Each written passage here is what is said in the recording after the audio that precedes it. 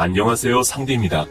오늘은 1067화의 내용을 간단히 살펴보고 1068화의 내용이 어떻게 될지 예측하겠습니다. 1. 거대 로봇 떡밥. 최근 에그헤드 섬에서 공백의 100년대 존재했던 거대 로봇이 발견되었습니다. 이 로봇은 놀랍게도 성지 마리조아를 덮쳐 전설의 철의 거인이라고 불렸으며 막대한 피해를 줄 수 있었지만 동력 부족으로 인해 그 자리에 멈췄습니다.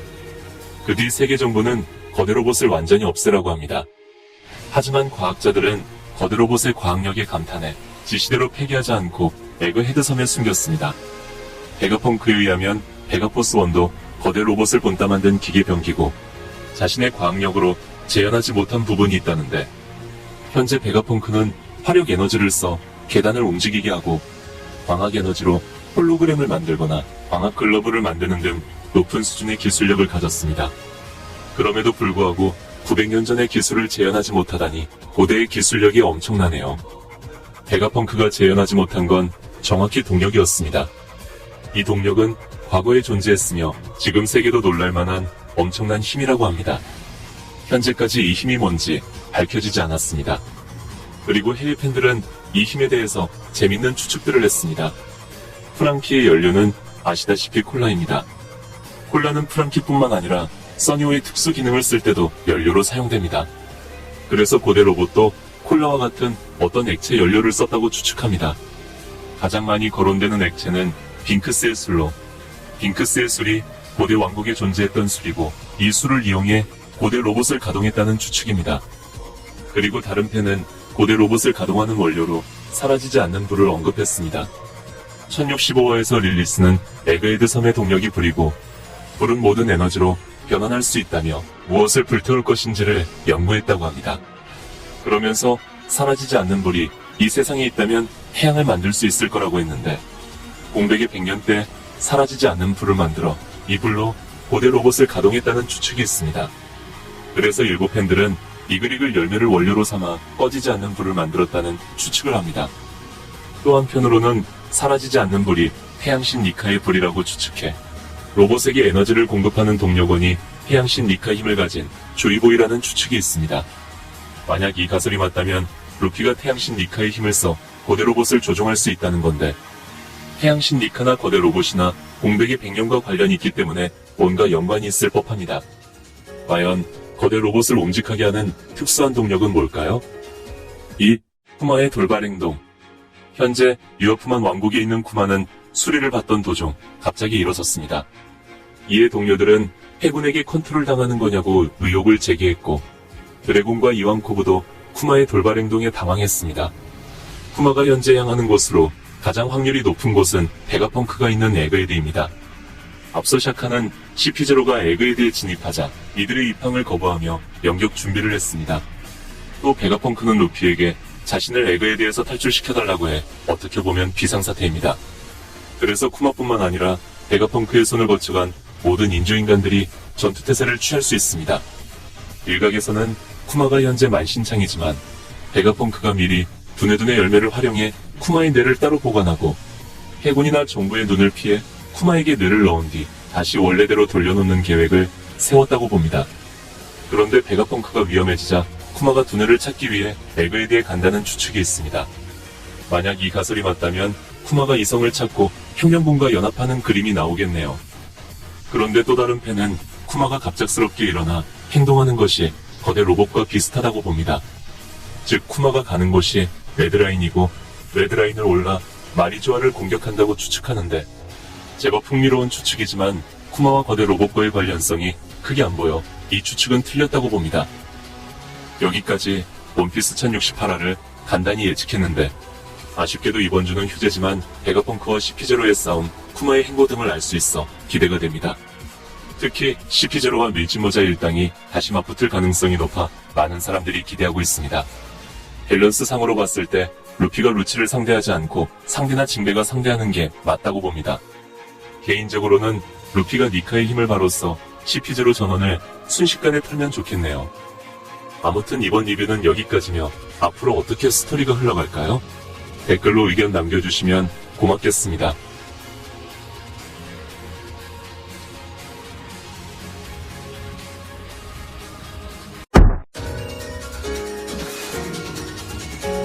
안녕하세요, 상디입니다. 오늘은 이글이글 열매의 능력자인 에이스와 사보의 기술들을 알아보겠습니다. 에이스와 사보가 보여준 기술은 총 18개로 이를 하나하나 살펴보면 1. 아지랑이 몸에서 불줄기를 뿜어내고 적을 공격하는 기술로 에이스와 사보 모두 보여줬습니다. 2. 불꽃벽 원하는 영역에 거대한 불의 벽을 만들어 이곳에 들어가거나 나가는 것을 막습니다. 3. 불주먹 주먹에 불을 두른 뒤 한 번에 화력을 방출하는 기술로 에이스의 이명이자 간판기입니다. 현재 불주먹은 사보가 이어받은 기술이고 히자루의 팔적 경고복을 막을 정도로 위용이 더욱 높아졌습니다. 4. 불총 손가락을 총처럼 만든 뒤 불꽃을 발사하는 기술로 반오고가 총을 쓰자 이에 맞춰 썼습니다. 5. 연계 적의 공격에 대비해 몸 주위에 많은 양의 불꽃을 모으고 그 다음 공격을 할 때 화력을 더 높여줍니다. 6. 불기둥 연계로 불을 모은 뒤 화염을 수직으로 방출하는 기술로 아제스가 건물을 던지자 불기둥으로 날려버렸습니다. 7. 평화화달마 작은 불덩어리들을 적의 근처에 띄운 뒤 불덩어리를 한 번에 폭발시켜 적을 태웁니다. 이 때문에 피치도 제법 큰 피해를 입었습니다. 8. 신화 신기로 불의 창을 만들어 적에게 일제히 던지는 기술로 보온의 창이 꽂히기 때문에 굉장히 고통스럽습니다. 9. 십자화 손가락을 십자가처럼 만들어 적에게 조준한 뒤 그 조준한 빛을 따라 불이 적에게 달라붙습니다. 원피스 에피소드 에이스에서는 에이스가 이 기술로 징배가 무장색 두른 손을 화상 입혔습니다. 10. 배연계 자신의 위치를 중심으로 소용돌이 치는 큰 불을 만듭니다. 이 기술은 에피소드 에이스에서도 나왔으며 강력한 위력을 가졌지만 흰 수염의 흔들흔들 능력은 극복할 수 없었네요. 11. 염제 대염계로 일으킨 화염을 단번에 압축시켜 강력한 에너지를 가진 불덩이를 만들고 이를 상대에게 던지는 에이스의 필살기입니다. 12. 경화형 적의 공격을 막기 위해 거대한 불꽃벽을 만듭니다. 13. 반디 불덩이 화선 여러 개의 불덩이를 빠르게 날리는 기술로 에피소드 에이스에서 징배에게 사용했습니다. 14. 신화 신기루 1등 양손에 화염을 두른 뒤 일직선으로 방출합니다. 15. 반딧불 살력 적의 주변에 조그만 불덩어리를 만든 뒤 이를 폭발시키는 기술로 한 번에 공격하는 평화 화달마와 달리 불꽃들을 시간차로 폭발시켜 적을 공격합니다. 에이스는 흰 수염이 견문색을 쓰기 때문에 견문색으로 피할 위치로 공격을 날려 흰 수염이 에이스의 실력을 높게 봅니다. 16. 불다리 발에 불을 두른 뒤 불의 기세로 가속해 평소보다 빠르게 움직입니다. 17. 배연계 도깨비불 온몸에 화염을 일으켜 거대한 불의 폭풍을 만든 뒤 어마어마한 양의 불을 두 마리의 화룡으로 바꿉니다. 마르코에 의하면 이것이 에이스의 전력이라 했고 에이스는 화룡을 조종해 흰 수염을 공격했습니다. 물론 이 화룡은 흰 수염의 힘에 사라졌지만 능력의 스케일로만 보면 배연계 염제급입니다. 18. 화염용화 용족권의 화염을 불러 적을 공격하는 기술로 이 기술에 맞으면 빙글빙글 돌면서 날아갑니다. 에이스는 보여주지 않고 사보가 보여준 기술이며 아데스는 이 기술을 맞고 한동안 화상으로 고생했습니다. 여기까지 이글이글 열매의 기술들을 간단히 알아봤는데 이글이글 열매는 상당히 강한 능력이지만 작중에서 취급은 생각보다 좋지 않습니다. 이글이글 열매의 상위종으로 마그마그 열매가 대놓고 있고 자연계 최초로 어둠어둠 열매의 힘에 처참히 당했습니다. 또 최근에는 루피의 레드오크, 상디의 디아블잠브, 빅맘의 프로메테우스, 심지어 루나리아족인 킹까지 이글이글 열매 능력자가 아니어도 불을 쓰는 강자들이 대거 나오고 있습니다.